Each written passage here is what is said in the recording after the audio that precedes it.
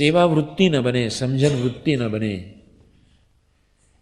તમારું અંગ કોઈ પ્રીતિનું અંગ વૃત્તિ ન બને. તમારી બુદ્ધિ કોઈ વૃત્તિ સ્વરૂપે ન જુએ.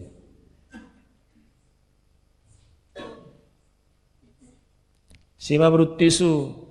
તમે ખૂબ સેવા કરતા હો, બીજાનો ભાર ન રહે, સેવા વૃત્તિ થઈ ગઈ.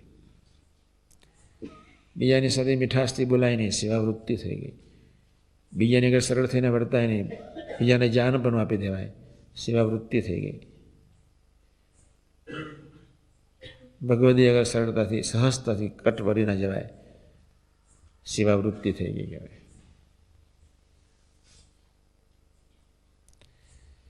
સમજણ કે બુદ્ધિ શું? પોતાની બુદ્ધિ કરીને જ બીજાને માપીએ, વિચારીએ.